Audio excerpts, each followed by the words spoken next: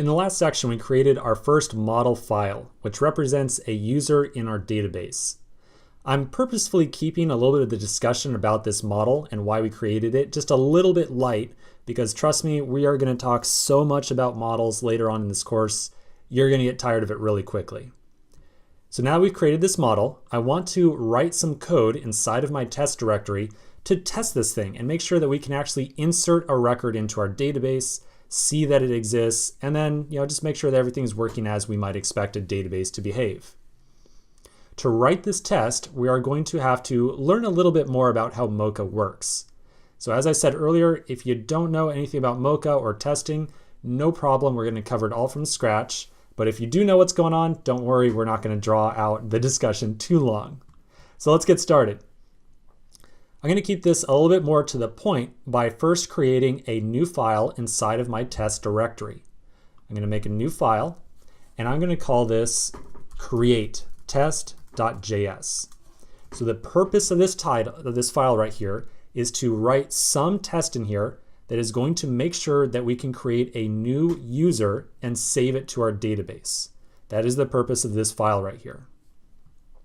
Before we can actually write in some code that's going to test that that actually happens, we need to learn a little bit more about how Mocha expects us to structure our tests. This is a diagram of the type of structure that we're going to write for all of our tests when we start writing code with Mocha. At the very top level of every test file, we're going to have what we refer to as a describe block. Block is a little bit misleading term. It'd be better labeled as a describe function. So we are going to pass describe, or we're going to call a function called describe, and we're going to pass it a function. Inside of that function, we're going to have a variety of it blocks. It, like just it. It block, just like describe, would be better referred to as an it function. So we will call a function called it, and inside of this function, we'll put in a little bit of syntax or a little bit of code to test a very specific part of the code that we have inside of our user model. Both the describe function and the it function are provided to us automatically by Mocha. So we don't actually need to require any code in or anything like that. We can just start using describe and it inside of our test file, and everything is going to work automatically for us. I've taught a lot of people a lot about testing in the past. I found that kind of dwelling on test structure ends up being a little bit confusing, and usually it ends up being smoothest to just kind of get our hands dirty and write a test or two. So at this point, I think we'll flip back over to our test file and get started off by writing our first test and seeing how it goes. So I'm going to flip back over to my test file. And inside of here, I'm going to write out my top level describe function.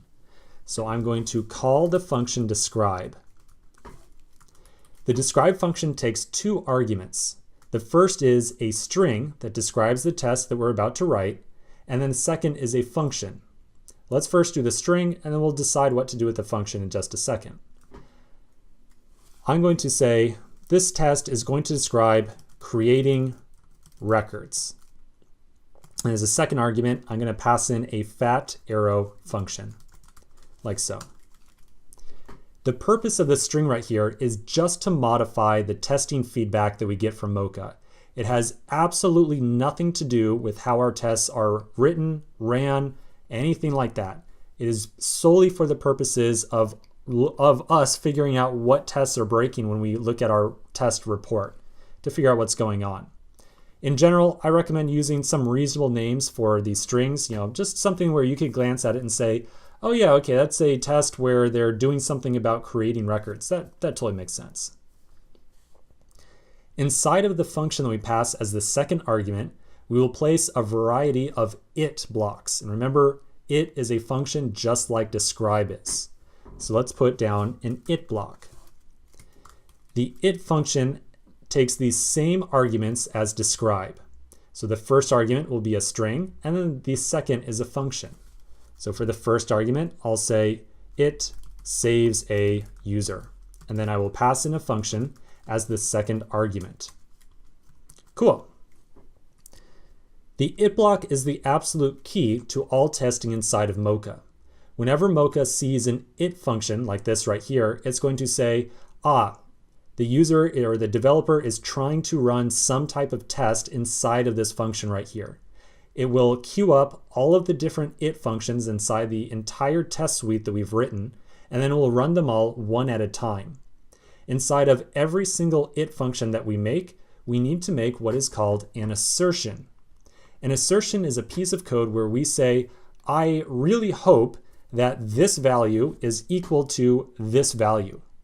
The idea behind the assertion is to actually do the test, the actual part that says like, hey, is my code running appropriately?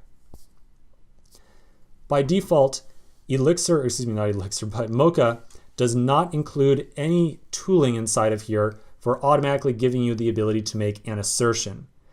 And I say that because we automatically got access to describe an it, but the same is not true of making an assertion inside of the it function.